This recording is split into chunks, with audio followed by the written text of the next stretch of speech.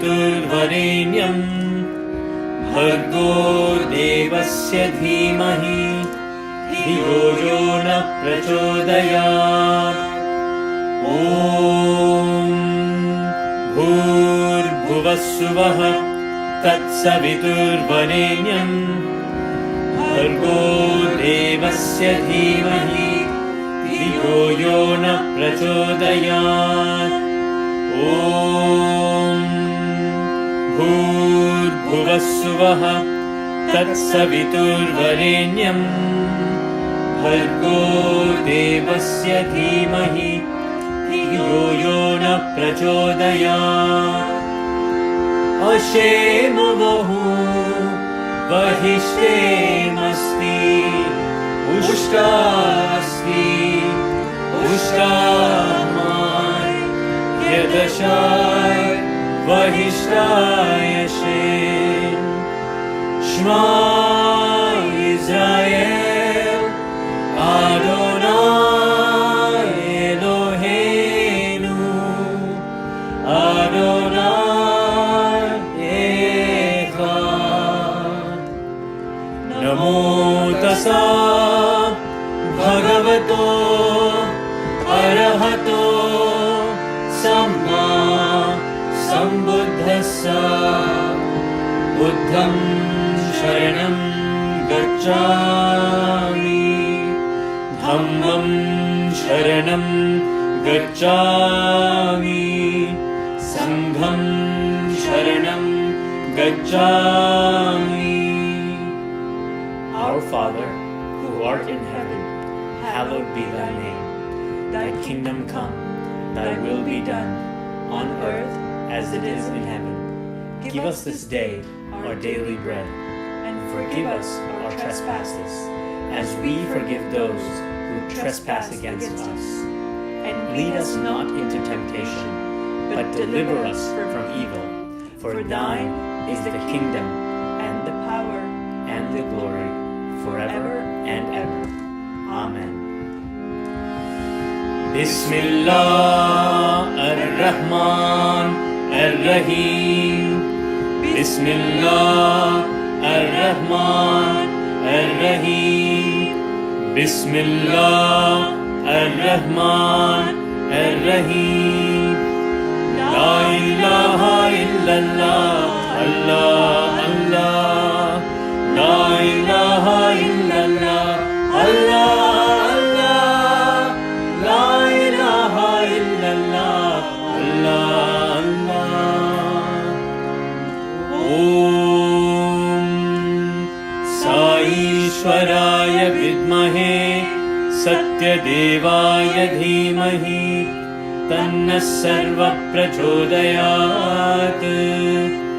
Om Saishwaraya vidmahe Satyadevaya dhimahi Tanna sarva prachodayat. Om Saishwaraya vidmahe Satyadevaya dhimahi Tanna sarva prachodayat. Om Shanti Shanti Shanti.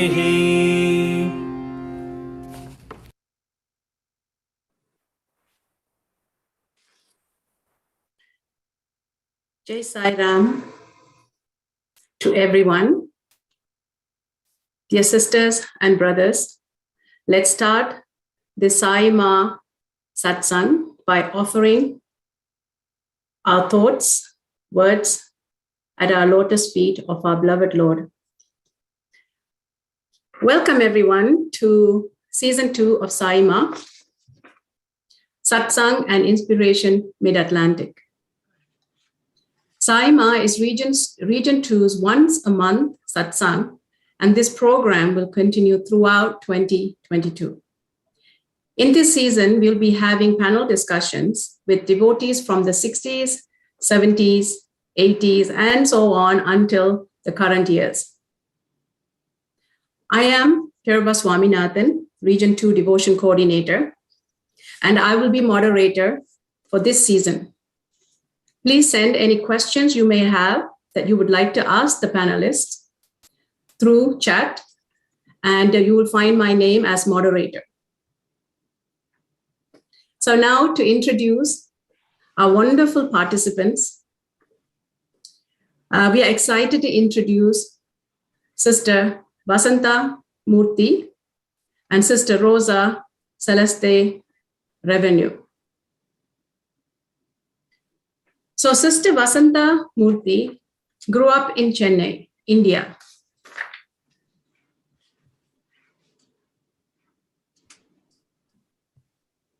Would it be okay to share the slides with Sister Vasanta? Thank you. Yeah. So she was born and grew up in Chennai, India. She came into Swami's fold at a very young age of 10 years in 1961, when he revealed his divinity to her. Swami had and has been her guiding light from then on until the present. All her family and professional decisions have been and are with Swami's guidance and approval. He has been her sole support. She grew up with very close proximity to Swami. These pictures speak volumes. So you see on the left-hand side, a picture taken of Swami at Sister Vasanta's home itself. And on the right, you can see Sister Vasanta's mother serving food for Swami, and a picture of both of them. We cannot wait to hear what your experiences are like, Sister Vasanta. Let me also introduce you to Sister Rosa. Sister Rosa was born in Honduras and moved to New York as a teenager. Rosa met Swami for the first time in 1969 as a 27-year-old, while she was in search for God. Her early interactions with Swami were impactful and transformed her life completely.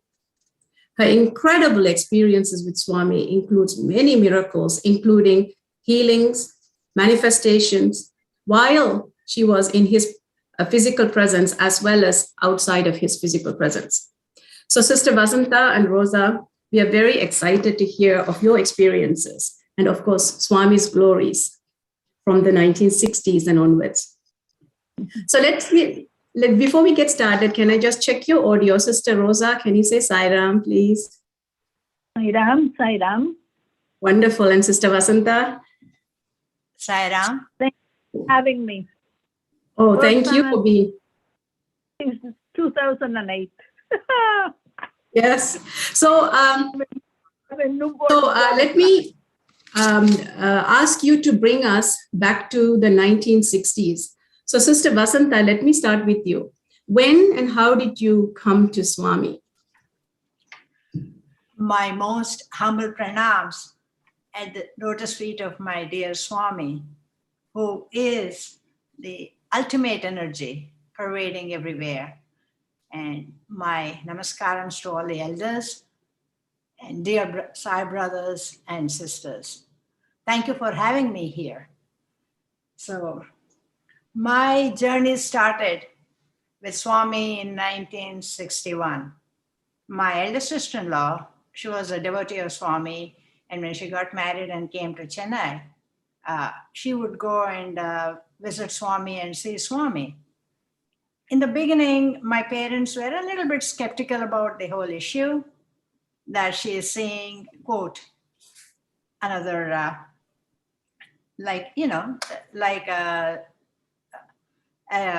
what shall I say, like a monk or a seeker and so on. But then they started attending his talks and lectures. So when that was happening, I decided to go along with them, since I was very interested in all the spiritual talks and so on. when my parents started going, I was also skeptical about the whole issue. And I was praying to God.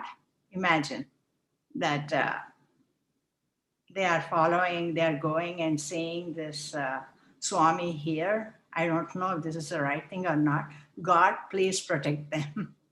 So that was my way of praying to God at that time. And then I said, okay, I have to go and see, and I have to see what is happening. So when I went along with my parents and I heard his speeches, I could understand every single word of what he said. And he gave such wonderful examples, and he conveyed the message through those examples. And I was able to understand and follow them. So I said, oh, there is something really here. And that's when I kind of challenged him and said, show me that you are God, then I'll believe you. And he did. He did show me through dreams. And this dream was in 1961. He revealed himself to me in Kanyakumari, which is the southern tip of India, where there is Devi Kanyakumari's temple. It's a very famous temple in India. I have never been to the temple. In 2011, when I went to India and did a southern tour, that's when I saw the temple. And I realized, oh my God, this is where he revealed himself to me. So what he basically did was, there were small temples, and he would walk into Lord Venkateshwara's temple, walk in, merge in the idol, then walk back. Then he would go into Rama's temple, where Lord Rama's statue was there or idol was there. He would walk in, merge, and walk out. And same thing he did with Krishna. That's how he proved and showed me that he is everything, and he is in all the idols and all the forms. That's how I established my belief in him.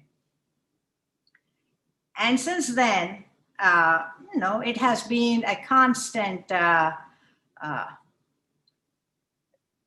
with him in my own way, and holding on to him for every decision and every aspect in my life.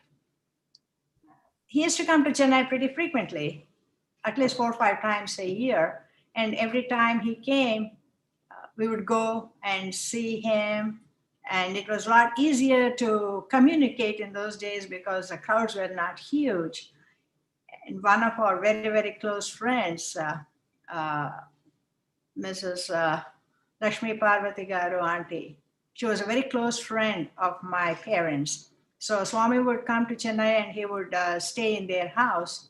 So that's when we had the most enjoyable and close interactions with Swami. So whenever he came, he would invite us and we would just go there, and he would talk, he would give little small talks and lectures, and we would sit there and listen to them. And if we had any questions, if my mother had any questions, she would ask him and get the answers from him. And all my interactions and observing him started from then on. And for my education, for my career, my mother would always ask him, and he would always say, don't worry, she will pass her exams. Don't worry, she will become a doctor. So for every little thing, she would ask him. And I should point out here that in one of the meetings, Swami was there and he was talking to all of us. Then it was lunchtime. So we all had lunch with Swami. I can never forget that beautiful moment where we had lunch with him. He would come around to every one of us and check with us and see if everything is being served and we are enjoying the lunch. And just to show the jocular or the joking manner of Swami, he stood in front of my elder sister-in-law while she was having her lunch, and he said, why are you mixing payasam with your rice? And then my sister-in-law said, no, Swami, this is not, the payasam is a sweet dish. And she said, no, Swami, this is not the sweet dish. This is like sambar, that's like a soup. And he said, no, that's not soup. That is, you're mixing payasam. And he laughed and he chuckled and he walked away. So that shows the humorous nature of Swami here. Yeah, thank you. Thank you, Sister Vasanta. It's so beautiful to hear how he answered your prayer, called to say, show me your divinity, and then also this experience of having lunch with Swami. And then you also mentioned that he would come and check on you to make sure that you have all eaten before he would go and eat himself. Can you elaborate on that? So what he would do, he would come, check and make sure that everybody got everything, because the women were served in a separate room and men were served in a separate room. So he would come and check and make sure everybody got everything. Then he would go to the men's side and check with everybody to make sure that everything is being served. And finally, after everybody sat, then he would go and sit in his seat to have. And if you don't mind, I will just narrate one simple incident here. My second brother, who was also a very strong devotee of Swami, he finished his clinic and he came and he was standing outside without anybody's permission. He just cannot walk in. He was standing in the veranda.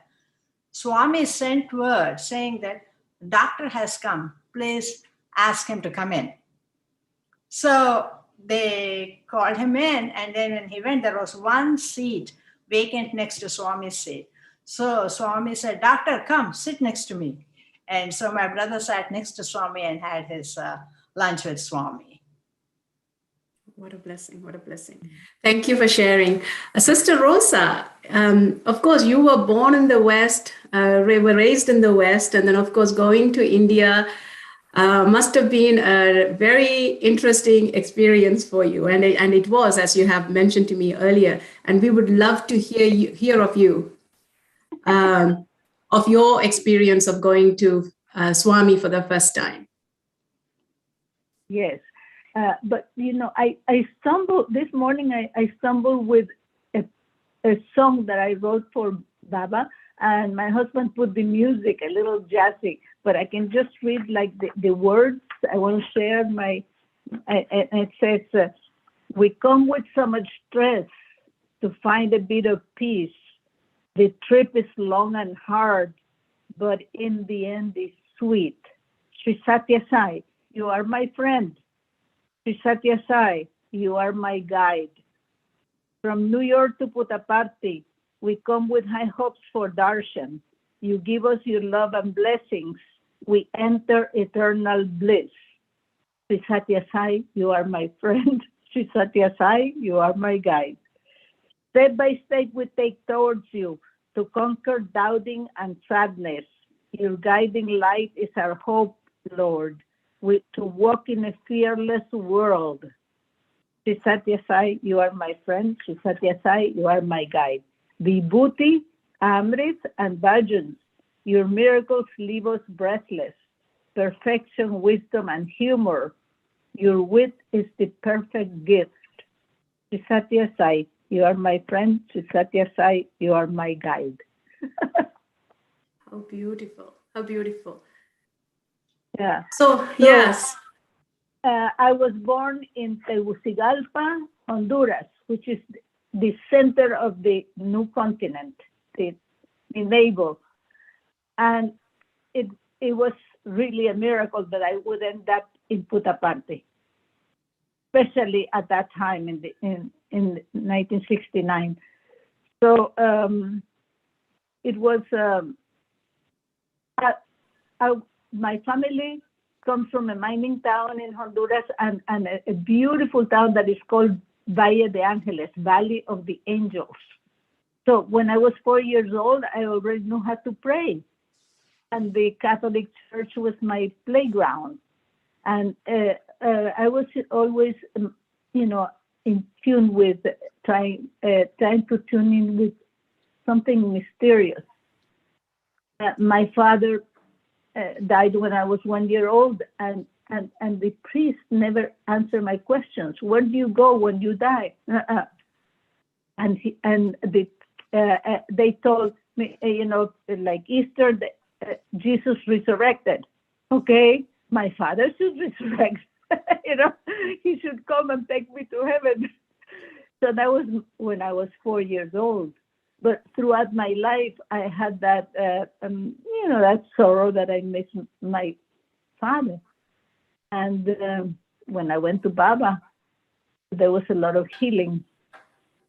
I came here. It was all.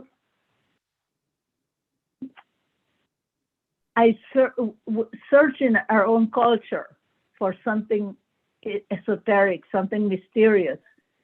And in Paris, I found a book about a Mexican priestess in the Mazatec Mountains.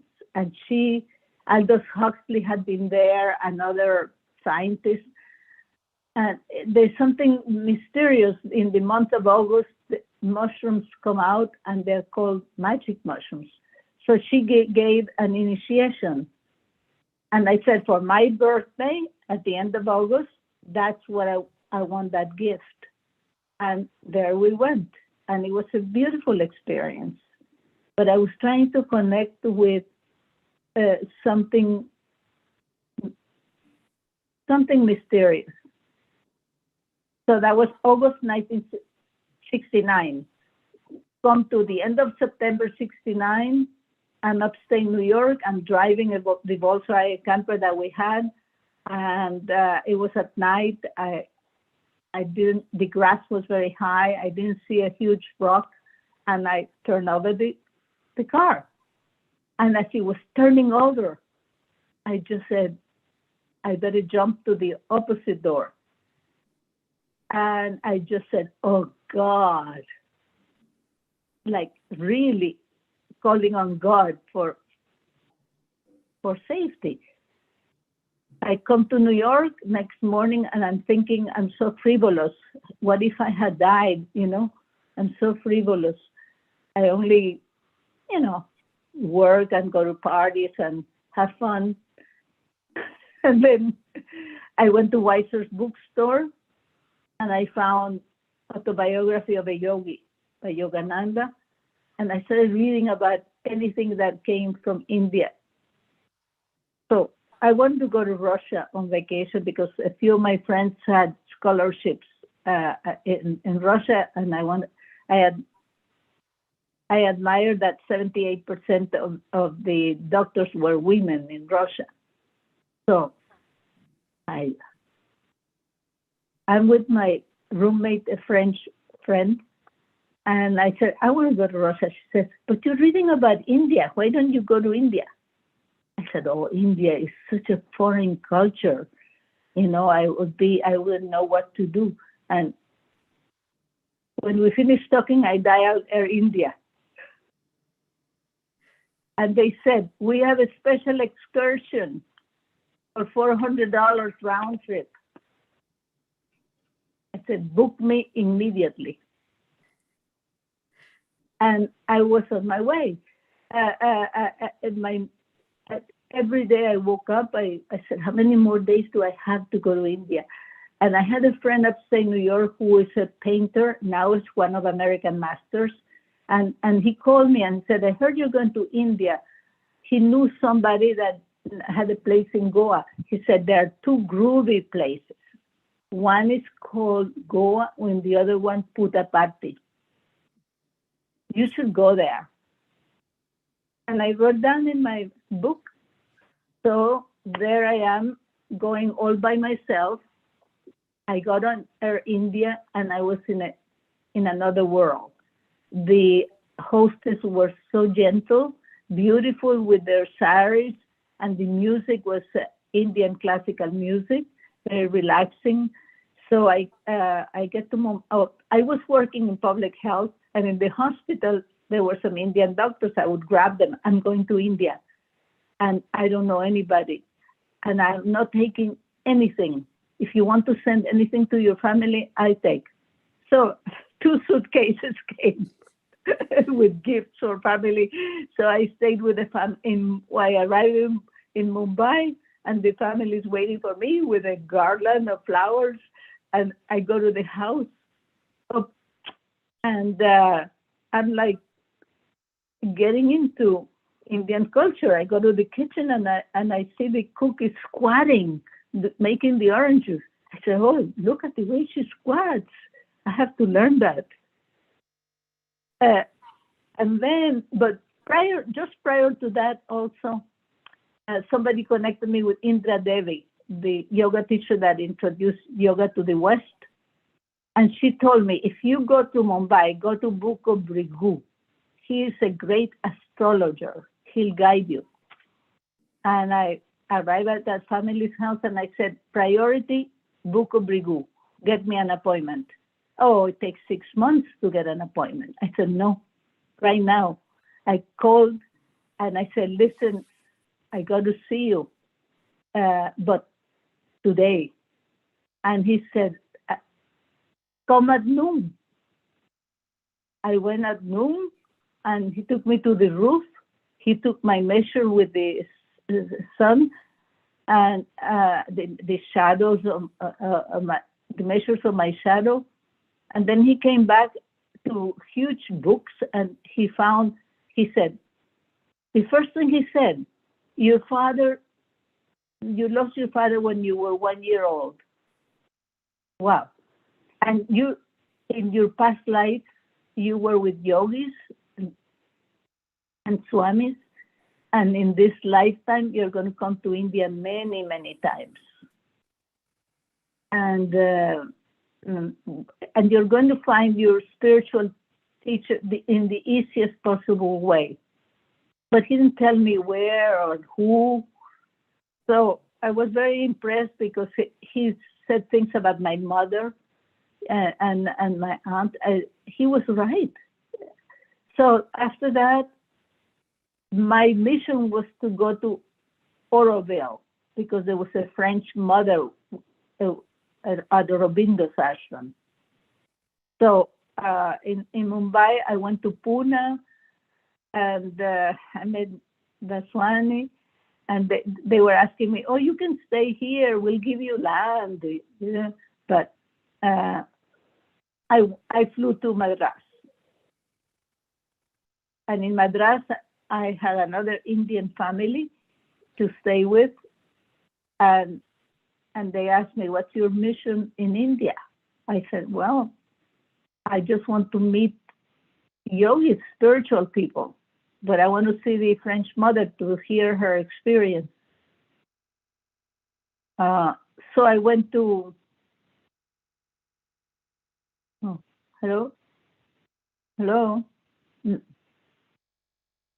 What happened? You're fine, Sister Rosa. I'm okay? All right.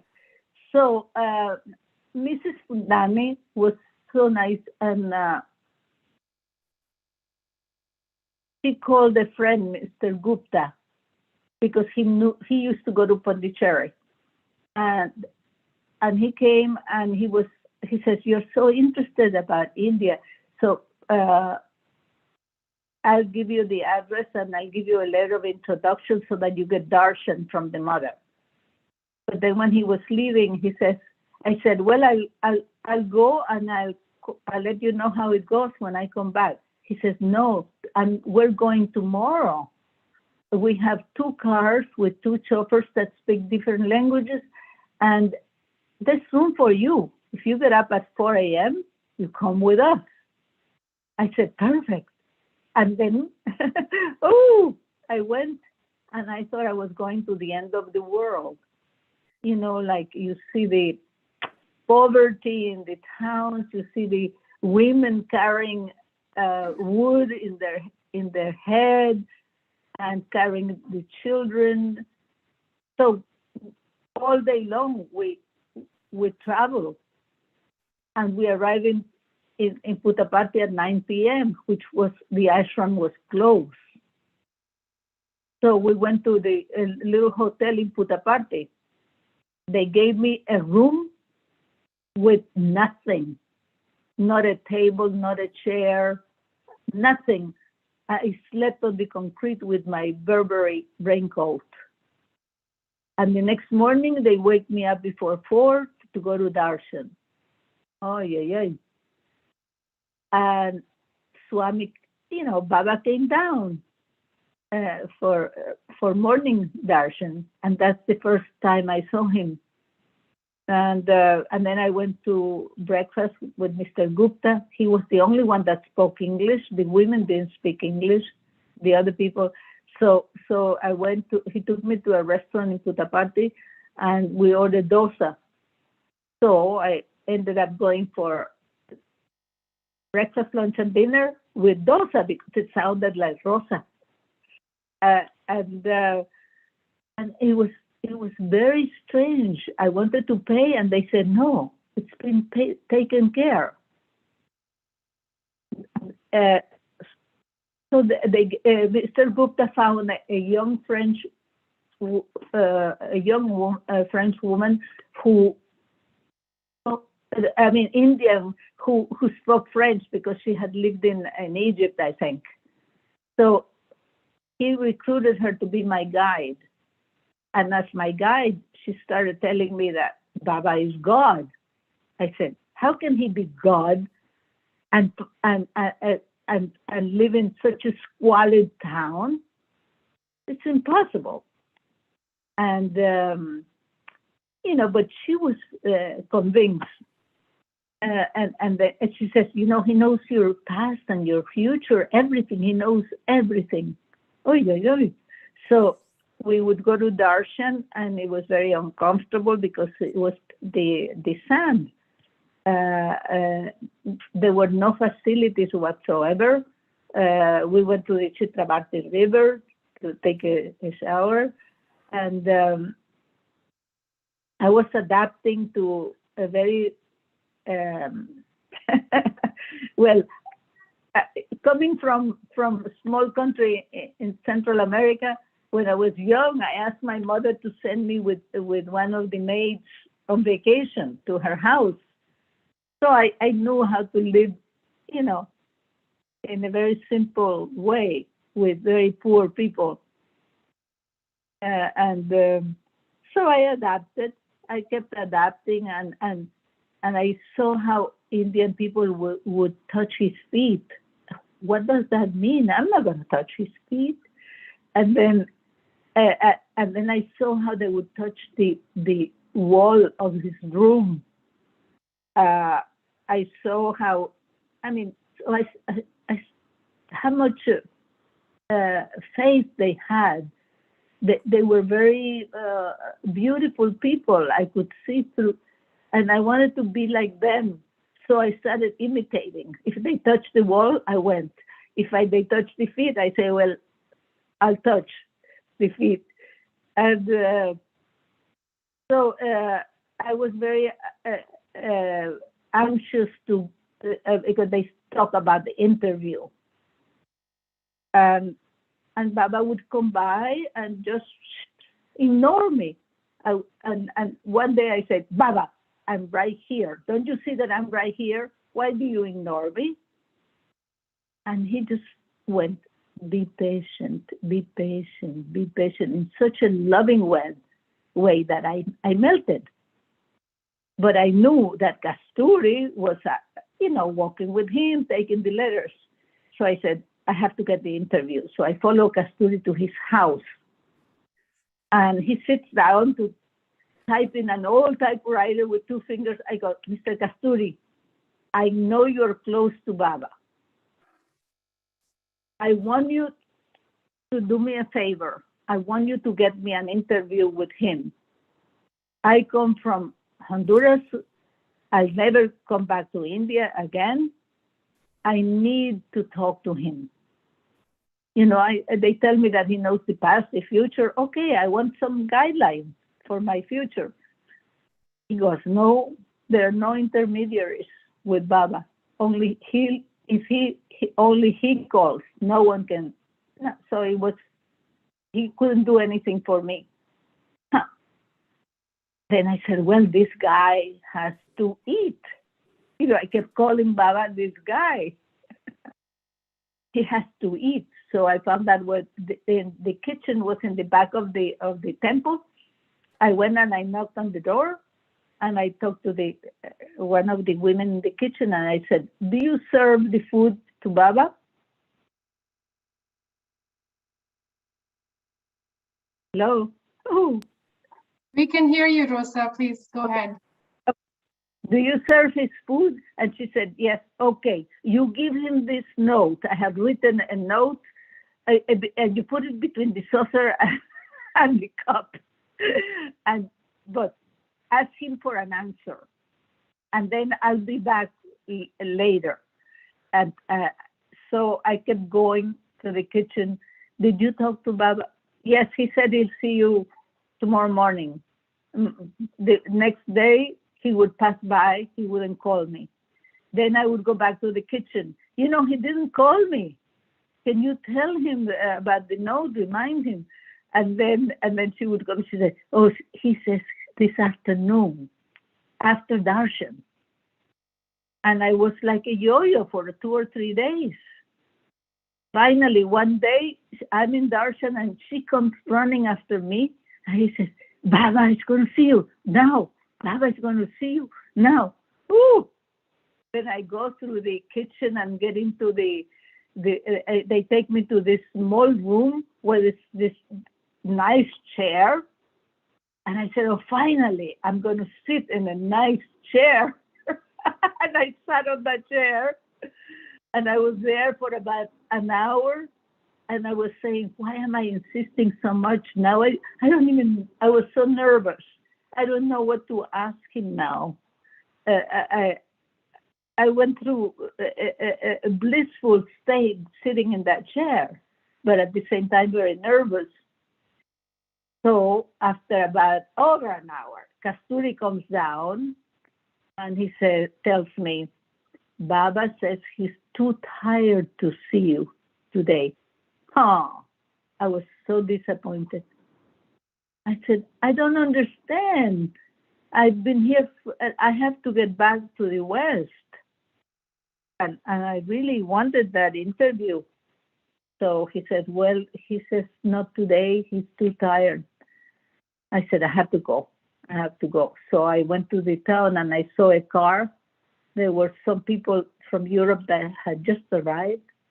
And I said, when are you going back? Can you take me? And they said, yes. So everybody was telling me, you cannot leave unless he gives you permission. How is he going to give me permission if he just ignores me? Okay, that night I had a dream. And I was coming in a car with him, and he put a garland of flowers on me. He took off his garland and he put it on me. Huh.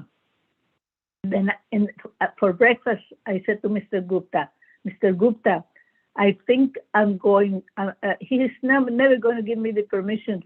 But I had this dream. I think this dream, that means that he's coming with me wherever I go. I said, so I have to leave. I had a job in New York and I had been there for over a month. So I came back and, but after that, I still wanted to go to Pondicherry. And I went to Madras, and I got on a bus. My first experience of traveling with Indian people who have no sense of distance, and I was very lost. They pushed me in, they pushed me out. I got to Pondicherry and got to the ashram, and in that ashram, everything was super neat. It was so well organized. It was so nice to be there. But then I was bored. The excitement of Baba was incredible. Before that, when I was in darshan one day, he came and he made vibhuti for a lady next to me. And I saw that. Oh, I said, that's a magic trick. So he didn't give me anything. And the afternoon darshan, with my mind, he comes out. I said, you give me that vibhuti. Give me some. And he went back. And in my mind, I'm talking to him, almost screaming, give it to me. He turns around. He comes directly to me and he makes the vibhuti. And I grabbed it.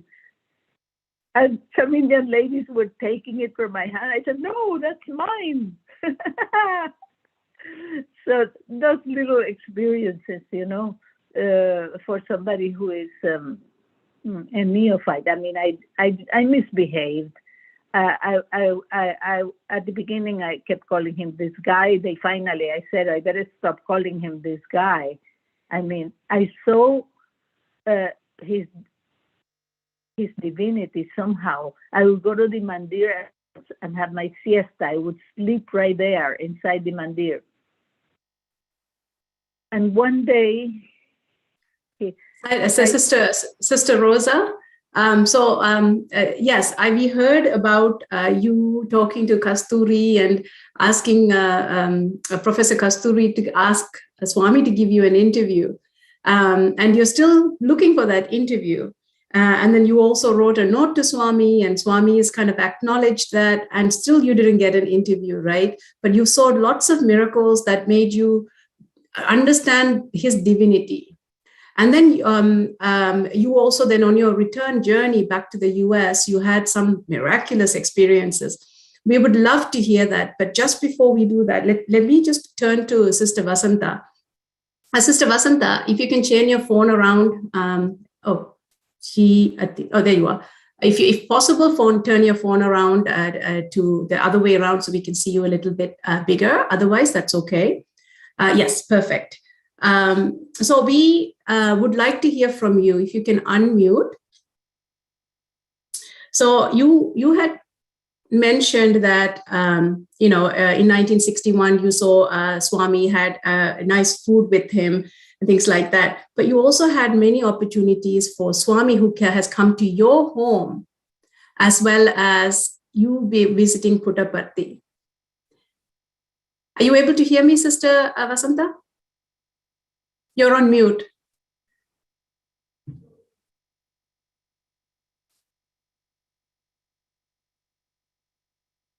All right. Yes. Yes, there you go. Okay. Were you able to hear my question? Yeah, please, can you repeat it again? Of course. So we just wanted to know that, at some point you had Swami come to your home, and you also visited a Swami in Puttaparthi, right? And, there were some nice pictures taken with Swami. Can you take us through that story, please? See, Swami used to come to Chennai quite frequently. And every time he came, my parents would go see him and would always request him to come home. And he would say, I'll come next time. I'll come next time. That used to be his answer. Then in 1967, December, when he came to Chennai, again, my parents went and asked Swami to come home. Then on 25th December evening, around about 7:30 or so, we get a call saying that Swami is coming to your house tomorrow morning for breakfast. So obviously there was a lot of excitement and running around here and there to make sure everything is perfect for Swami. And on 26th December, he came. My parents went to Mrs. Hanmantarao Garu's house, and they accompanied Swami, and then they came home. And one of the pictures that I sent where Swami took pictures with my parents. And then he came, he sat in the living room, and he was just talking to us. And my mother served him breakfast. There were a lot of, nuts like almonds, pistachio, and cashews, and a lot of items. And my father noticed that Swami did not have any of those nuts. He just had idli and sambar, which is a South Indian specialty. And he had that, and he had some peanuts. Then my father asked him, Swami, you are not having anything. You did not eat all these nuts. Then Swami's reply was, you are able to afford those nuts and you're able to serve me. But when others see this, they will see that I'm having these nuts. They will go and purchase them because these nuts are very expensive. Even though they may not have the means to do it, they will still go ahead and purchase just to please me. And he said, I don't want to do that. I don't want them to spend money. So that is why I'm having just the peanuts, which they can afford. So that really showed Swami's care and his understanding of people, and so down to earth about the whole issue. Then after the breakfast was over, my father again said, Swami, you're very thin. You are not having proper food. You're so thin. Then Swami said, no, I always weighed 108 pounds. Then my father said, okay. And he told my brother, go get the weighing scales. So the weighing scales were brought out. And so my father asked Swami, please let me check your weight. So Swami stood on the weighing scale, and the needle was going back and forth. And finally it came straight. When Swami looked down and said, see, it is at 108, the needle stopped exactly at 108. So that shows his control and his power.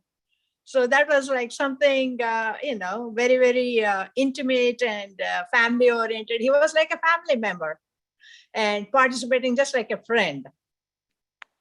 And that's when my father asked Swami, Swami, I would like to come to Puttaparthi. Swami said, yes, I will make sure you come to me. And he said, I'll make sure you'll come to me next year. Then my father said, Swami, next year? He said, yeah, it is only 10 more days next year, that's all. And on the 10th of January, my father passed away. But when my mother asked the questions, when my brothers asked, he said, oh, come for Shivaratri.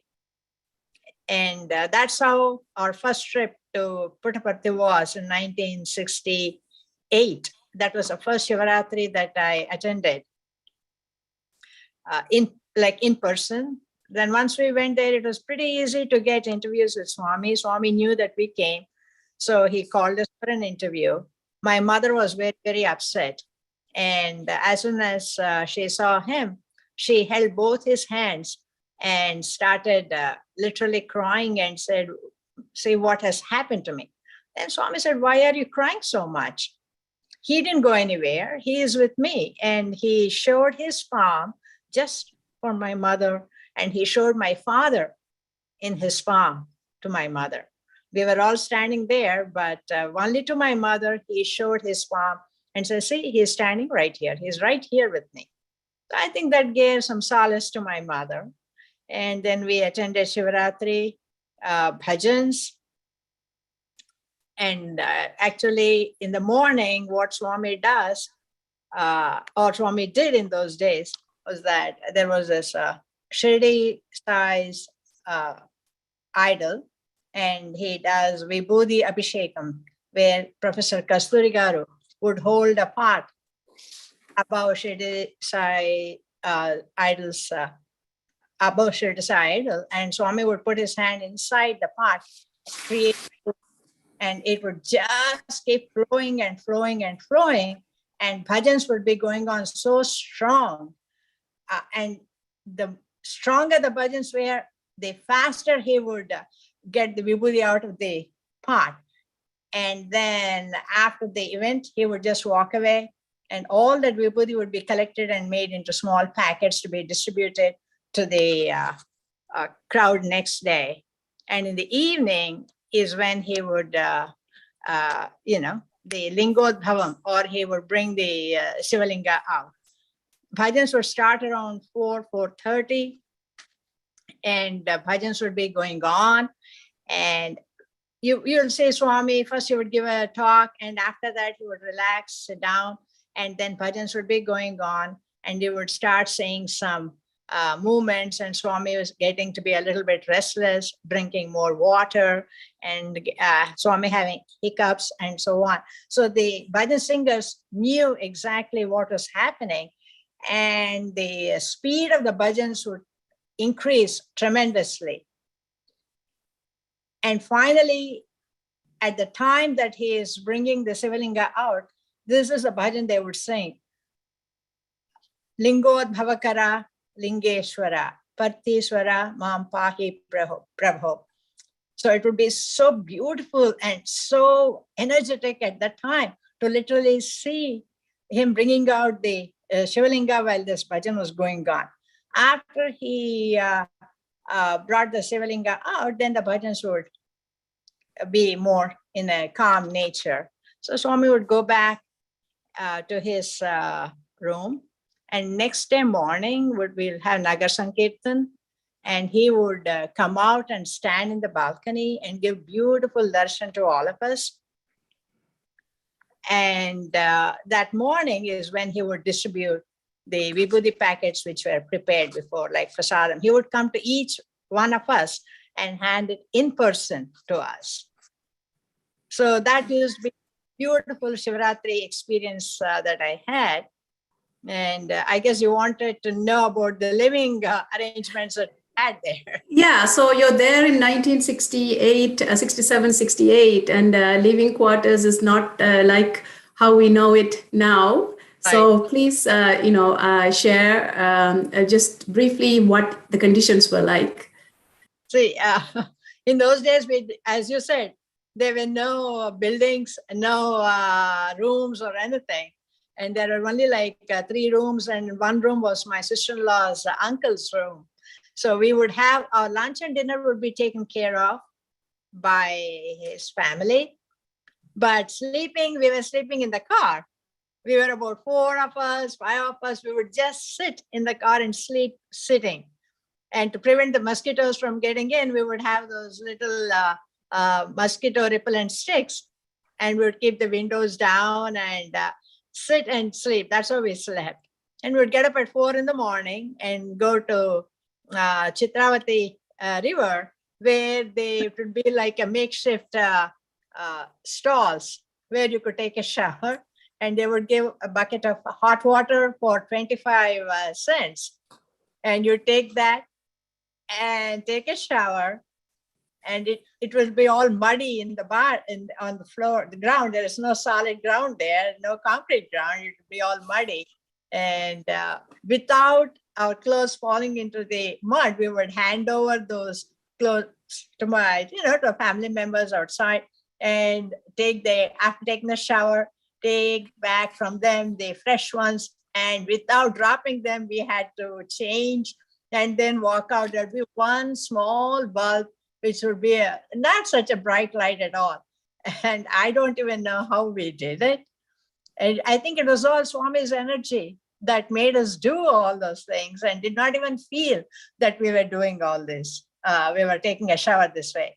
But I tell you, that was one of the most, when they talk about villages and how the life is there, I think this is an example to that in some ways.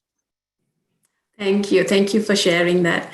I know you had internet issues, and I know that your computer got shut off, and then you're doing this through the phone. And, Swami has, the both of you, both Rosa and Sister Vasanta, you're so ingrained in Swami that even during adversity, there's a smile on your face, just going through the challenges and just letting Swami work through you. And so it's beautiful. So thank you to the both of you. Sister Rosa, as we heard, the challenges of being in Parthi itself during that time. Of course, as a Westerner, you had gone through that and came out through well. And then on your return journey, or that after that first trip, you had some ways in which that you realized that Swami is still with you, although you're not in Patti. We would love to hear that story, please. Okay. Well, while in Darshan one day, I'm with the family of Mr. Gupta, and they had a child that was epileptic. And Baba came, blessed him, and materialized a bottle of medication. It was a white syrup. I believe it was Amrit now. And then he went like that, and the instructions. So I saw that, and I said, well, this is a miracle. When I came back to the West, that experience was very useful to me, because my husband's mother had cancer. And I said to her, don't worry, I'll go back to Baba, and he's going to materialize the medication, and I'll bring it back to you, and no more pain. But then she said, I'll come with you. Our second trip in 72 was the most fascinating trip. So that's a long story. But then when I came back, and we stopped in, the weather was bad in New York, and the airline sent us to, they were trying to find an airport in Europe, and they stopped in London, and then from London they sent us to Paris. And I was thrilled, because I could go to my friend's house, and I was wearing a sari. I had become Indian. and at that time, you couldn't get money out of France. And my roommate was going to NYU, so her mother gave me $7,000 in cash to put it in. So I put it with my passport, and I was going to, I was careful. But then when I arrive in New York, and we take the bus, and I'm so excited telling the whole story to Maurice, and I don't know, it must have dropped from my passbook. I get home, I don't have the most important thing, my papers and the money. Oh my God. I said to him, I don't have to worry. Baba is going to give it back to me, and went to sleep without any worry. The next morning, the phone rings, and they call me, and they said, we found your passport in the bus. I said, oh, what about the money? You have to come right away. And I went, and everything was there. So I said, well, you see, I told you, he is man of miracles. He solves all my problems from now on. And that has been the rest of my life. Every problem, Baba. Baba solves everything. That's what made me have that relationship of, you are my friend. You are my guide. He's my protector. And I was very fortunate to have met him when I was in my 20s. So our life has been blessed by having Baba in our lives. And I'm sorry, I always call him Baba, because he told me, I am your father. I am Baba, Baba. And since then, I always call him Baba. And he comes through. I know that. Yeah, Swami knew that you lost your father when you were 1 year old, and that when Swami addressed to you about that, right, and said you can call me Baba, yeah. right? When he told me that I am your father, I started, drops. I was crying, and I said, yeah, he's been everything to me, my doctor, financial advisor, friend, a good spiritual guide. So it's wonderful to hear that you moved from calling him this guy to Baba. That is good. I call him Baba Swami once in a while, but to me, he told me, Baba, I'm your father. Ha. Yes. So that it Would you gave me a be lot of. Would you be able to share with us about your second trip to Parthi? That was very impactful.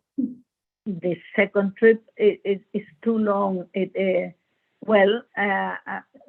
Maurice's mother had cancer of the breast, and it had gone to the bones, to the hip and spine, and she was in severe pain. So I said, I'm going back in 72. And she said, well, I'm coming with you. I said, but she was a delegate at the UN, and she was one of the founders of the International Planned Parenthood, traveled all over the world, staying in the best hotels. And then I said, there's no comfort there. I mean, it's very hard. You're not going to be able to sleep on the floor like I did.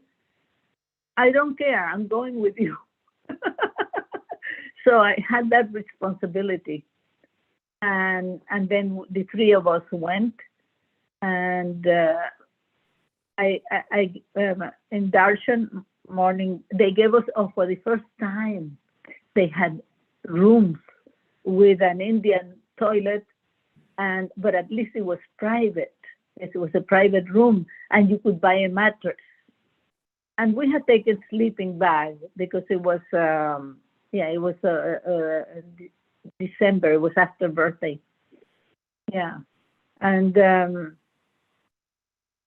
so we were given nice, humble room, and we go to Darshan in the first morning, and I said, Baba, I don't want anything for me. I'm so thrilled to be back, but I want you to establish a relationship with the people that I bring you. And he took the letter. In the afternoon darshan, he looks at me and he says, come. Oh, there we went. And the first thing he said to her was like, a lot of pain, right? Lots of pain. Okay. He materialized vibhuti, and he said, you take this, a pinch of vibhuti with water every morning. After 2 weeks, no more pain. And then he went on to, he materialized a ring for Maurice, and he did some earrings for her. And I was so thrilled that he took care. He was so beautiful, taking care of us. And then he gave us 8 interviews in that trip. And I met this Indian lady that was in a wheelchair, Nagamani. And she would be so loving to Baba. And he was always generous to her, always trying to talk to her. And I became friendly with Nagamani. And one day, Baba calls us for interview. I said, Nagamani, come along. And she came. And then I were there, and I said, Baba, will you make her walk? Like walk again. And he said, Nagamani, she played chess with Hitler. She played chess with Hitler? With Hitler. And then I figure, it's some kind of karma. And in truth, she had been married to an Indian diplomat or ambassador to Germany. And she was, she had interacted with Hitler. So that was one of the things that, that were challenging to me, because he was always very generous to her. And when I went to her house, she invited us. Her room was the whole wall full of Baba's pictures. She was a great devotee. And that was Baba, like he knows, and he was very giving. He gave her vibhuti, and he was so generous to us. He would call. I went to darshan, and I was expecting that. Come. It was in the morning, in the afternoon, same day, two interviews. So he made up for the time in my first trip, but he had not given me any interview. Yeah. But he gave me, I was convinced that he was divine. I was really convinced. And the love that he gives is unbelievable. Yes. And the patience, the sweetness. He was so sweet talking to us, And in one of those interviews, he referred to me, and then he touched me, and she said to Maurice and his mother, "She's such a good person. She's such a good person." And I said, he made me 1,000% of self-esteem, with that comment. He was, he gave me a lot of emotional support. There was a time when you wanted the Baileys and you to sing for Swami, right? The Bailey sisters. Yes. That was much later. That was, throughout the years, we were very involved with, when there was no center here at that time. I came back from India, and somebody told me, you have to see Hilda Charlton. She had lived in India 20 years, and she ended up with Baba. So I went to see Hilda, and she was very happy to hear about Prashanti. And then she said, Rosa, you and I are going to start having gatherings. We're going to meet every Thursday. And we started like that. She had another young woman, Mirabai, who played the guitar, and she sang songs. And because we didn't know bhajans, I knew one bhajan. Hilda started a group, and that group went to a church downtown, and then ended up in St. John the Divine, the biggest church in Manhattan. So it grew and grew. And there are many other stories of other how the Sai Babas came to be in Manhattan, and in the U.S., because in California it was there in Indra Devi, and then Sunrise, who wrote that beautiful book, Psychiatry and the Holy Man. I gave that book to everybody that I knew because it's a good introduction for people in the West. I think that's the best book to introduce Westerners. Yes. So, and it's been a lot of adventure. Baba has been the main thing in my life, in our lives, and he gave us everything.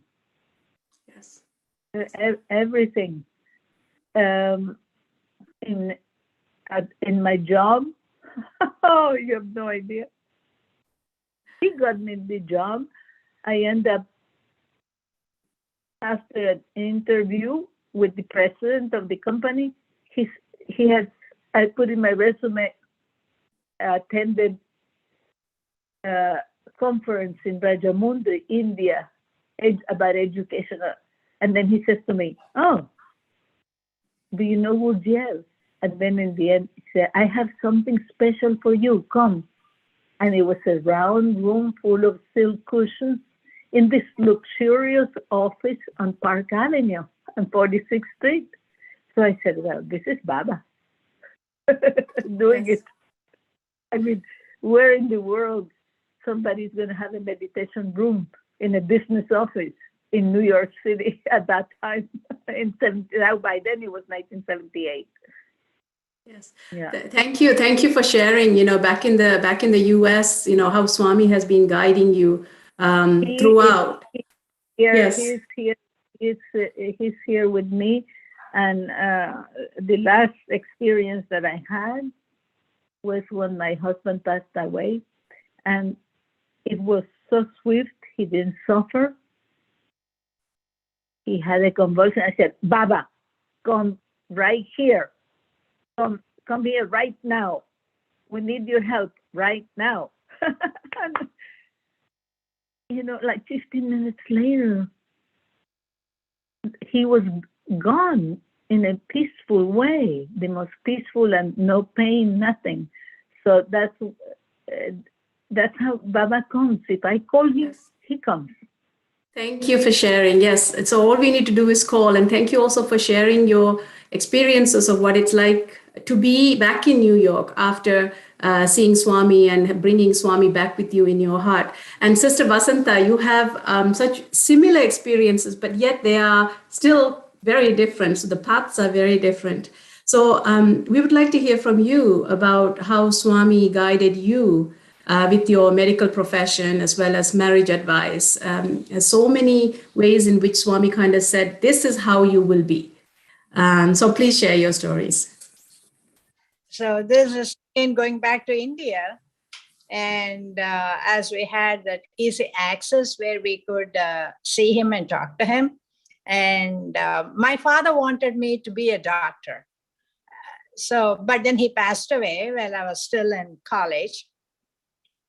So my mother, when Swami came to Chennai, we met, and then my mother asked Swami, her father wanted her to be a doctor. Will she get a seat in medical school? Then immediately Swami's answer was, yes, she will become a doctor. And he said, in your family, you should always have 3 doctors. There'll always be 3 doctors in your family all the time.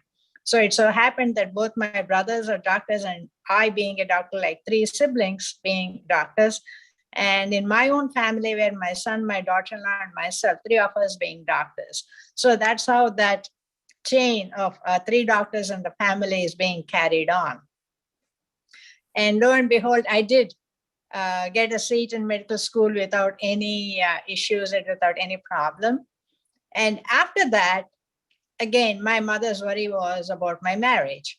So anytime Swami came, she would go and ask him. And here, I think I should give a beautiful way of how Swami wanted us to come and see him and spend time with him. That evening, Swami was in Chennai, and he was in one of the locations in Guindy. So my mother and I, we were planning to go to a dance program, where my eldest brother said that he is going to Guindy to see Swami, and then he will go to work.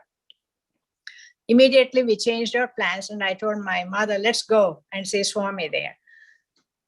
So we went, but by the time Swami left Guindy, so I was very disappointed that I couldn't see Swami, and I didn't want to go to the dance program, so we came home. Then at about 8:30, 8:45 in the evening, my second brother, he comes and he says, hey, Swami is in P. Sushila's house. And by the way, P. Sushila is a very famous singer. So he said, he is there. And I'm going there, will you come? I said, definitely. And then I just ran out of the house. My mother also came. And then we went there and we were waiting outside. Then Swami came and he gave us his beautiful darshan, gave us Pada Namaskar, and then he left. So then we said, oh, where is Swami going now? Is he going to Mrs. Lakshmi Parvati Garu auntie's house, or is he going to Venkatamani Garu's house? So we first went to one place, Venkatamani Garu's house, and the whole place did not show any activity there. So we knew, okay, he's not here. He is in the other house. So immediately we went there. And of course, Swami was there. And we walked in and Swami was talking to, just the family members. As soon as we went in, he spoke to us, and there, my mother said, Swami, now she's in her 4th year of medical college and she's in school now. It's time for her to get married. And so, Swami, don't worry. She will get married. She'll get a wonderful husband. Don't worry about it. I will take care. He literally said, I will take care. And he gave us Pada Namaskar. And after that, it was such a beautiful scene to watch. In their house, they had the spiral staircase. So you could see Swami literally going upstairs with a glass of water in his hand. And as he went up towards his room, and from upstairs, he looked down upon us and he blessed us. And it was just so beautiful to watch him retire to his room. I think that's a very, very rare experience that people get when to literally see Swami retiring to his room. And I was very blessed to see that. So I am thankful to Swami for giving me such a wonderful opportunity. And then every time I had my exams, my prayer would be, Swami, you have to come in my dream and tell me that I'm going to pass the exam. And more than studying, I would be so worried that he has not come in my dream yet. So then about a week, 10 days before the exam, he would come in my dream and said, okay, you will pass your exam. That would give me so much confidence that then I would study, and his grace, I passed all my exams. For every single exam, he had to come in my dream and tell me that, yes, you will pass your exam. That was my prayer to him all the time, more than studying, that he should come and bless me. So I finished all my exams. I passed all my exams and my career. And then I got married in 1977 and came to this country. And once I came to this country, we started a center. This was in 1979. Before that, when I got married, my husband was not into Swami. He did not even know who Swami was. So we used to go to my cousin's house where they had a center, and he would take me. He would never question. And I had Swami's picture, and I would pray, and he never questioned. He would just come along to all the functions and so on. Then in 1979, when we were at Brother Phil Goslin's house for Ishwaramba Day celebrations, the council and the center members wanted us to start a center because there was only one center in New Jersey at that time, in South Jersey. They said, we need a center here. And they literally kind of, pushed us to start a center. Then we agreed, and we came home, and my husband immediately said, we have to finish the basement. And the basement was not finished at the time. So he said, we have to finish the basement. And I was pregnant with my son, and I had to be on bed rest. So I really did not know what was happening downstairs. And 1 week before starting the center, I was praying to Swami. I said, Swami, you did not come in my dream yet to tell me to start the center. And that was a time that I prayed really hard. I said, Swami, you have to give the permission for us to start the center. And my husband also was praying. Then 1 week prior to starting the center, he came in my dream and in my husband's dream. So my husband said in the morning, hey, Swami came in my dream. And what was that? And he said, I wanted to ask Swami about some material objects and this and that. But when Swami came to me, all I said was that we have to have bhajans. And see how Swami directed the thoughts in him. And for me, he came and we were again sitting and talking in Chennai. And then I was telling him, Swami, we are going to start a center, and we finished the basement. And this is how the lights are going to be. We have like 4 lights. We want the 4 lights to be focused on the altar. And Swami said, no, you have 6 lights there. I said, Swami, no, Swami, you don't know anything. There are only 4 lights. And he said, no, I know there are 6 lights there. And so I said, okay, Swami, whatever, you don't know anything. And you know how my thought processes were. So finally, the next day morning, then I asked my husband, I said, how many lights are we having there? He said, oh, I forgot to tell you. The electrician felt that just giving 4 lights, the connection would not work right. So he put in 6 lights there.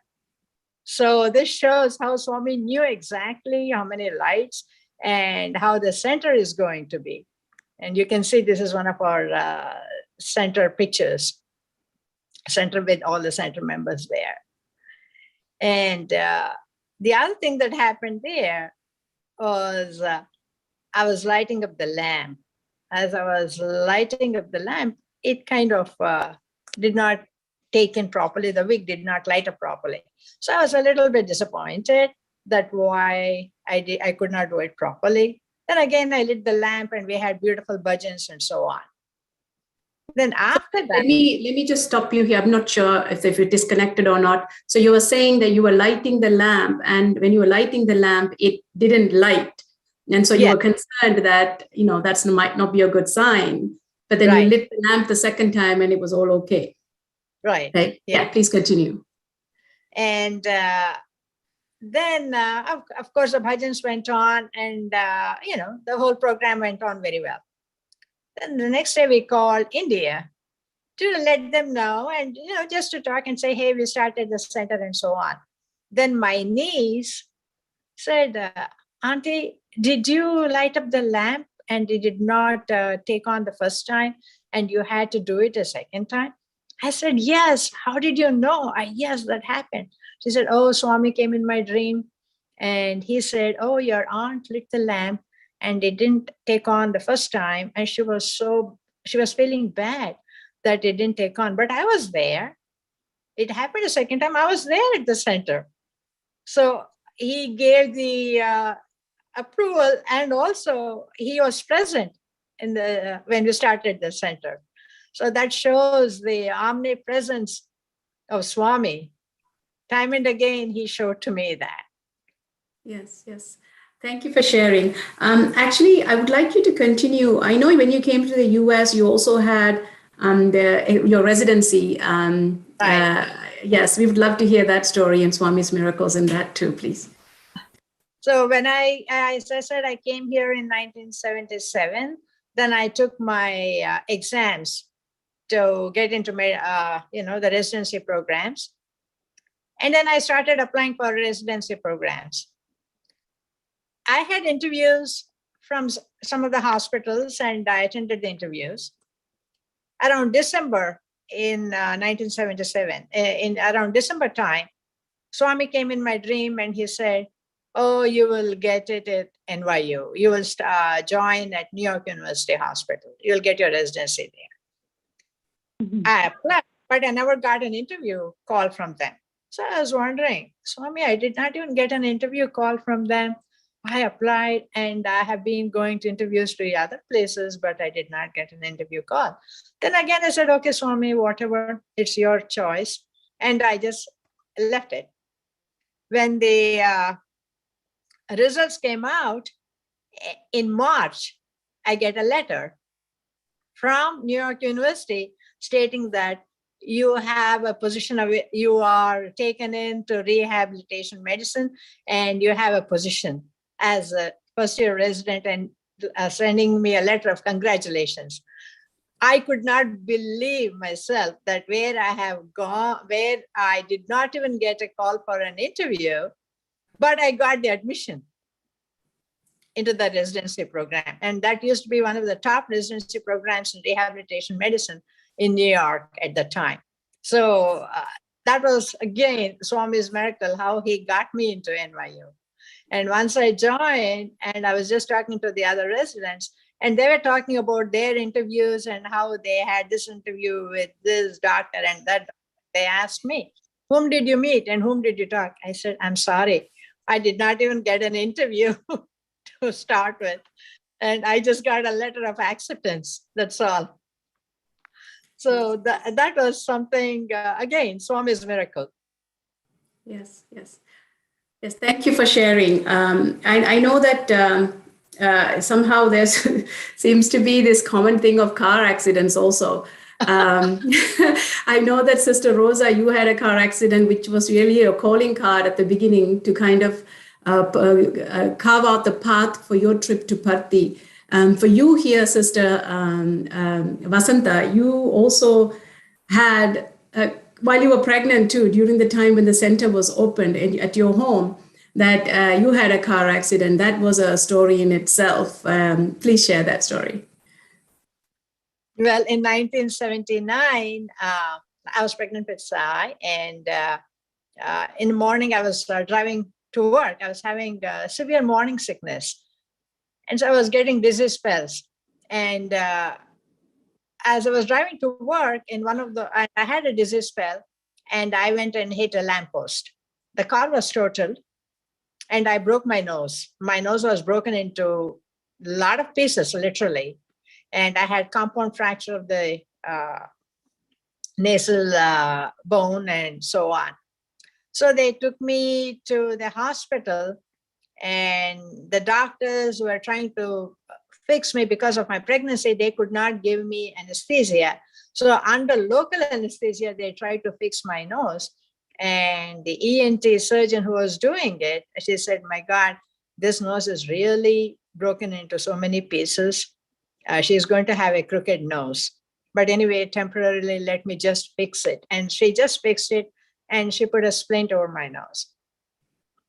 Then after a couple of days, I came home. I was discharged and I came home. But I was feeling really bad. I was really down, and I was so upset, saying that this happened. Then Swami again showed his beauty and showed his benevolence, where he said, why is that poor girl crying like that? I'm there, I'm taking care of her. Why is she crying like that? And he sent Vibhuti from Puttaparthi, which was delivered to me here.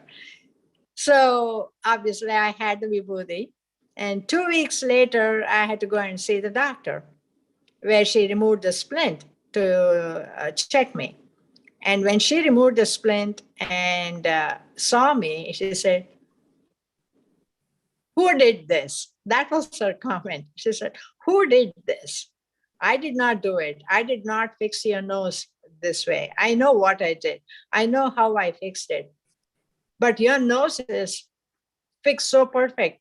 So I didn't do it. Somebody up there did it for you. And that was it. My nose was straighter than before. So that's how the Lord took care, and he fixed my nose. Yeah. Wonderful, wonderful. Thank you for sharing. Sister Rosa, I wanted to ask you about the center that you also helped start in the UN. Would you be able to share your story about how that came about? Yeah, I did not start the center at the UN. What happened was that, as a matter of fact, that I was inactive going to centers, and one day, Malini, who was the president of the Sai Baba Center at the UN, called me because my cleaning lady was in the subway with her, and she said, you know, where I go to work, they have a lot of pictures of this man. She was reading a Sai book. And then she said, give me their number. So she started calling me to go every Friday to the center. And I said, well, Fridays, I was in the advertising world going for TV, and that's a time to entertain clients. Take them to cocktails and everything. And every Friday I felt miserable because I couldn't get to the center, and I was in this frivolous ambiance, you know. And so Malini was from Sri Lanka, and she was like a good manager. She called everybody. She set up the meetings. It was wonderful. We had great adventures, and then there was a problem. There was something that happened in New York, and then the UN wouldn't allow any center there and they called me, and they started coming to my apartment. So that's how. So for a few years, you know, the center was here, and it was very exciting because I had to quit the cocktail parties and I had to be at home for Baba's sessions.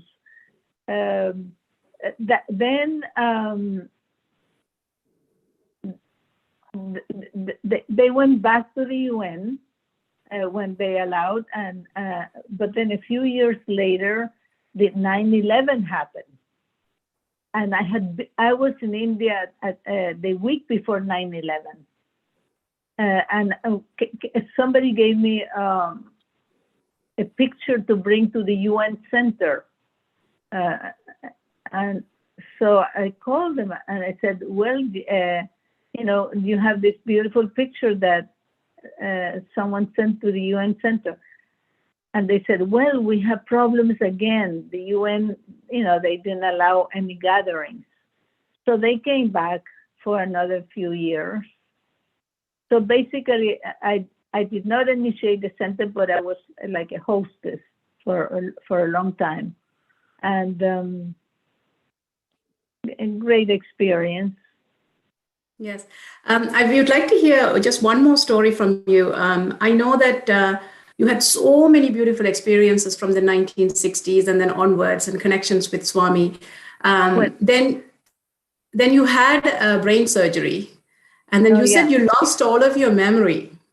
Yeah. Basically, Swami has saved my life a few times. First, the accident in 1969, and that took me to him. And then in 2009, I had a brain tumor, and it was amazing. I had gone to here. They were sending. I had just pain in my neck, very severe pain, 24 hours, and the doctors would send me to physical therapy or massage or whatever. And then we went to Honduras for Christmas. Between Christmas and New Year's, I lost faculties. I couldn't, I couldn't eat properly. I couldn't walk very well. So my husband took me to a hospital, which was not even in the capital, but in a port, in a smaller town. But the United Fruit Company has a hospital there for the workers. So it's a very beautiful hospital, and the doctors in Honduras are very competent, I find. They diagnose, they have the art of diagnosing. And immediately a young doctor said, this is neuro, I need an MRI of the brain immediately. And 1 hour later, he comes back. I have the tumor the size of a lemon. He says, surgery in 4 or 5 days. If not, she's gone. And I would have said yes, because they have Mayan culture, and the Mayans used to do brain surgery centuries ago. So I would have said yes, but then my husband said, oh, brain surgery, and we have to he called the insurance with a cell phone. Then the same doctor in Honduras said, I know the top neurosurgeon at the Jackson Memorial in Miami. And it was the beginning of January, like now. So New York was full of snow. So we had to choose Miami. And I arrived in Miami on January 5th, January 6th. took the doctors were one from Lebanon, the assistant from Afghanistan, and another one from India, and Cuban American. So it was amazing. They did my surgery, and I stayed there, and I came back to New York months later, like 2 months later. Went to the doctor in Honduras told me that I didn't need chemotherapy because in Miami they wanted to give me chemo, and that was $75,000 a month for the chemo. I said no. I'm not only. I know I'm a very good client, but I'm going back to Honduras. That's where they diagnosed the problem. I get back to Honduras, and the Honduran doctor says, you don't need chemo. Right now, you need to learn to walk. You walk on the beach every morning and every evening. Don't take any heavy sunshine. And then I come back to New York, and I found this doctor at Weill Cornell that I liked her, so I made the appointment. I go to her and I explain in Miami they want to give me this treatment, but in Honduras he tells me I don't need chemo. And then she says to me, your doctor in Honduras is correct. You don't need chemo. And he sent me, but you do need the radiation. And he sent me to the top guy, a Chinese American doctor, and he treated me so well. And then the assistants, the technicians were from India. And I said, well, Baba is putting me in good hands. And that's how I recovered.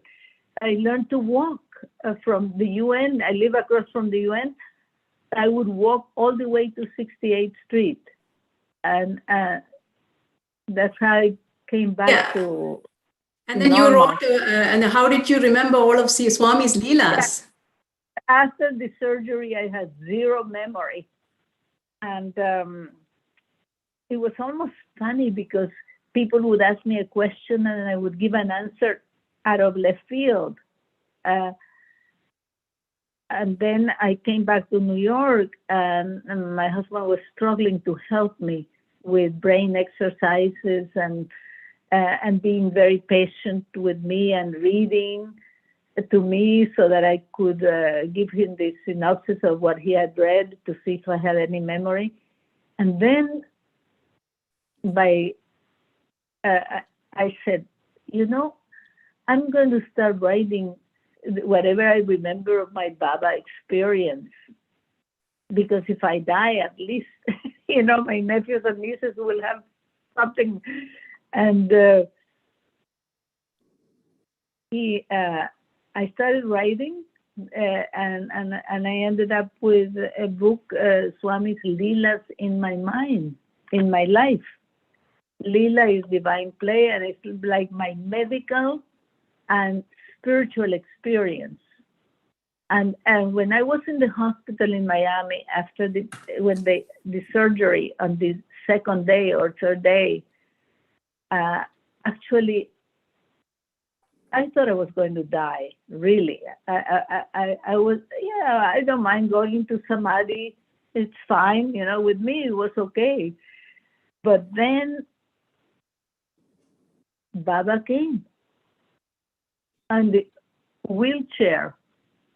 He was in a wheelchair, and he came to me, and he sat there and blessing, and I couldn't believe it. That. I mean, it was not a. I don't. It was not a dream. It was for real. And I was very connected to India. When they brought me to this room after I had been on intensive care for a few days, and they brought me to the room, and they turned on the TV, and there's a program about India going on, and I said, "Oh, look!" So I was very connected. So it sounds like Swami was with you throughout that experience and your willpower to get your memory back. Yeah, after he came, I said to my husband, you know, Baba came in person. I mean, he actually came. It's not, I don't think I'm going crazy. And now I know, I think I'm going to survive.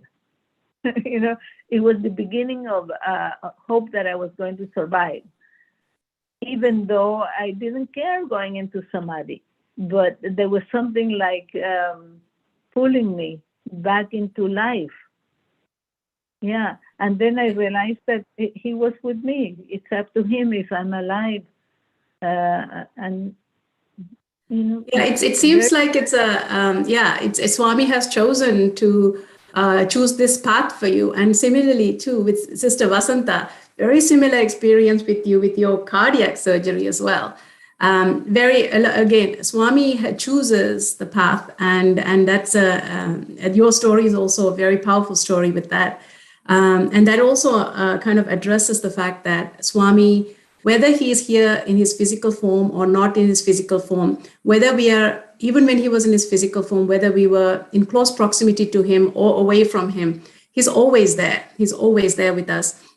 So we would love to, similar to Sister Rosa's experience of the surgery, can you please share your cardiac surgery experience, which is very powerful to hear?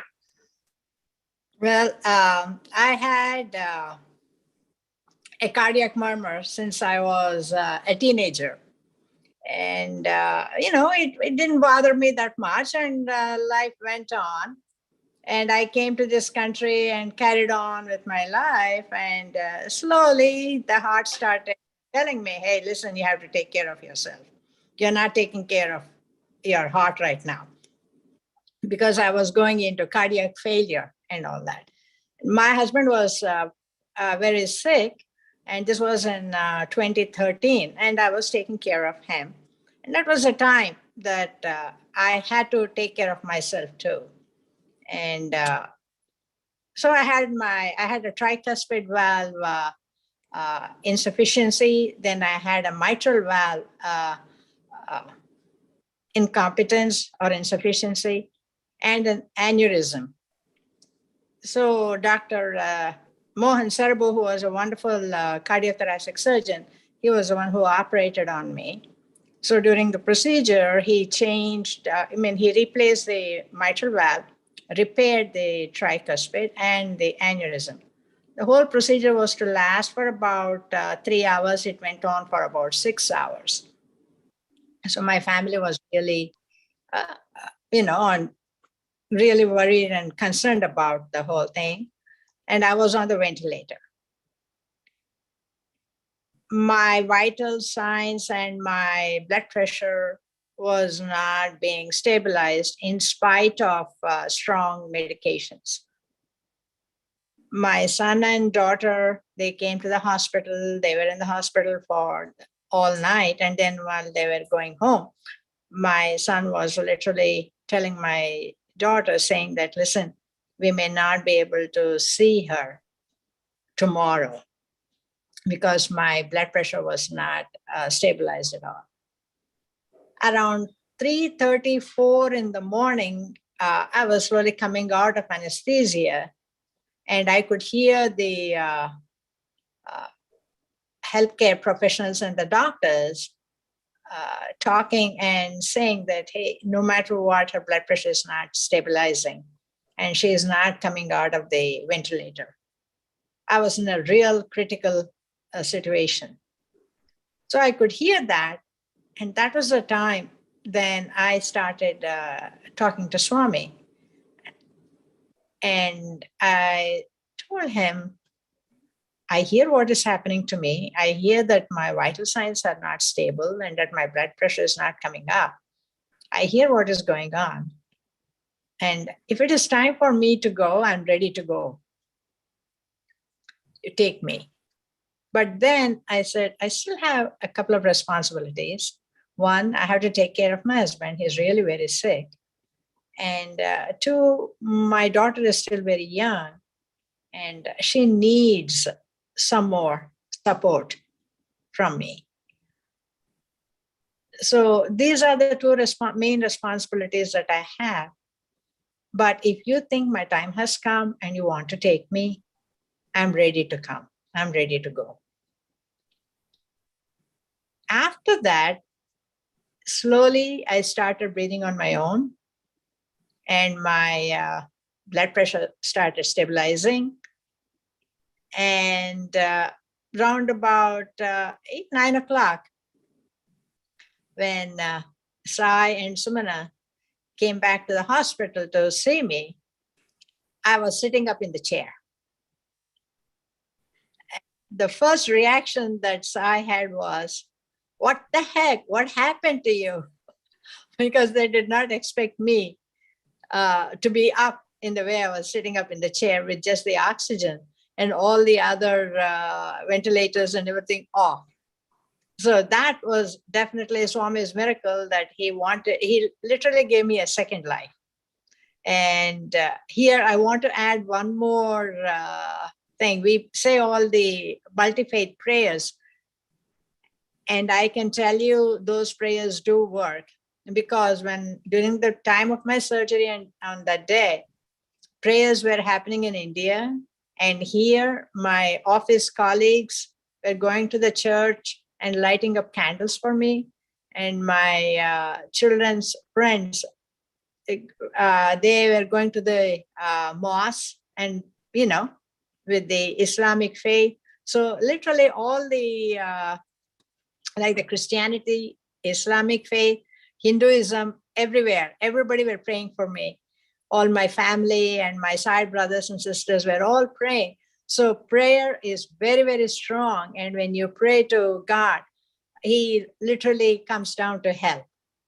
And multi-faith prayers is what I had. And I'm so glad that we are doing the multi-faith prayers every single time.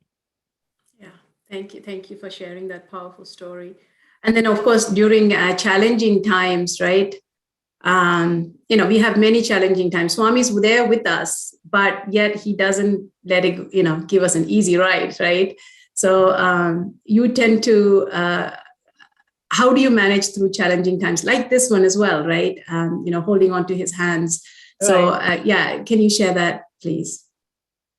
Yes, definitely we have challenging times. Even in our daily lives, we have challenging times. And whenever I feel that I need his help, of course, I stand in front of his picture and I talk to him all the time. And when I feel that I need his help, I just, my right hand, I just make a small fist, kind of like imagining that I'm holding his hand and that he is walking by my side all the time. And I walk along with my fist closed, imagining that I'm holding his hand and walking. And I keep doing my usual stuff. My routine work goes on, but my hand is always holding his hand. So that's how he gives me the strength and confidence that everything will work out and everything will be fine. And a couple of times when I was really disturbed or when I was really affected, he would come he came in my dreams, and in one of the dreams he said, "Let go. Don't hold on. Don't hold on to the past. Just let it go. Just let it go." And then later on, it was such a, how he jokes around. Again, he came and he was saying, "Vamos, vamos." And if I'm not mistaken, I think the meaning of vamos in Spanish is let go. So for me, it was like, don't hold on, just let it go, let it go. So he has always been there with me and advising me and giving me strength to bear everything. Yes, thank you. That's a beautiful way to come to our conclusion. I mean, this 1.5 hours is not absolutely enough to listen to all of your glories, your blessings that Swami has showered on you, both of you. But time still does fly by. So we wanted to thank you, Sister Vasanta, that the biggest takeaway you said, if I was to ask you what your favorite quote was, that you had mentioned earlier to me, that let go, right? And then let's end with Sister Rosa. What is your favorite quote that you live by before we wrap up? Start the day with love, spend the day with love, end the day with love, and that is the way to God. I love that one. Saira.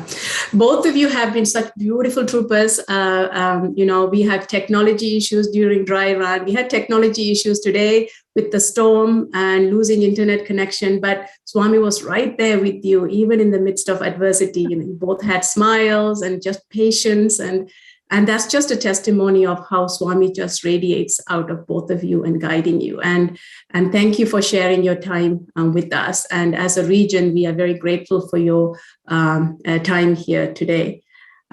So with that, I would like to thank everybody for joining us and enjoying this satsang, which is episode 1 for our season 2. And we will be back again in February. So with that, thank you, Swami, for being here with us. Jai Sai Ram to everybody. And thank you so much for having me. And Midtown Manhattan, when you come to Manhattan, come and visit, come and sit in Baba's room. Yes, I think that invitation goes for all of us. So You're welcome. Thank you. Jai Sai Ram. Brother Raghu, we are ready for the concluding prayers. Jai Sai Ram. Thank you. Sai Ram, Sai Ram. Lots of love. Sai Ram, Sai Ram.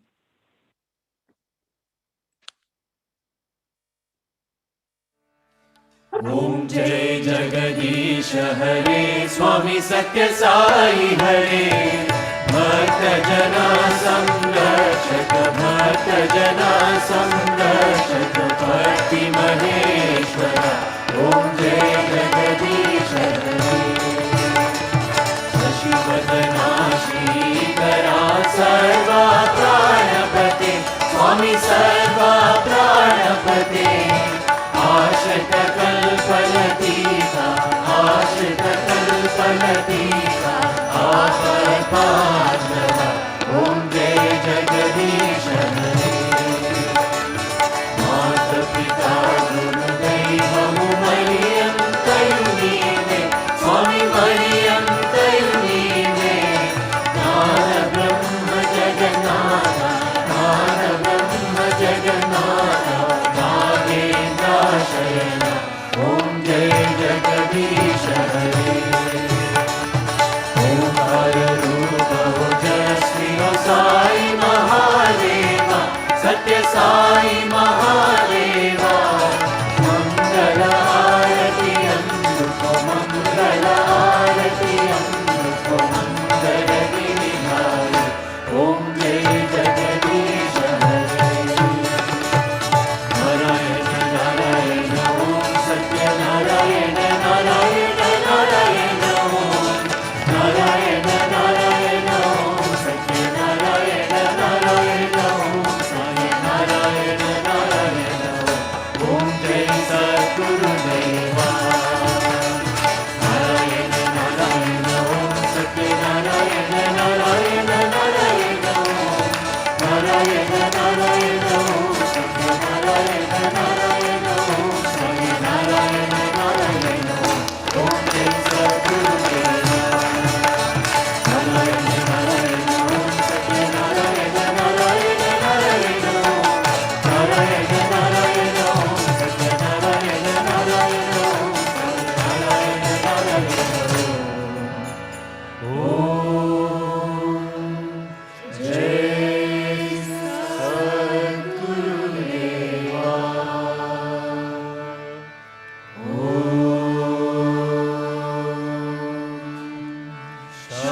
Shanti Shanti Shanti Samasta Loka Sukhino Bhavantu Samasta Loka Sukhino Bhavantu Samasta Loka Sukhino Bhavantu Om Shanti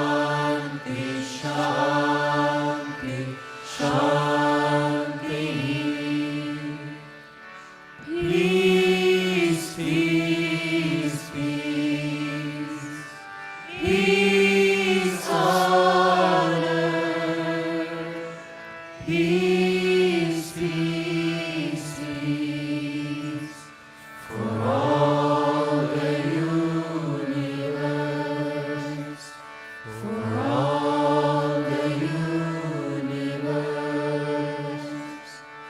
जय बोलो भगवान श्री सत्य साई बाबा जी की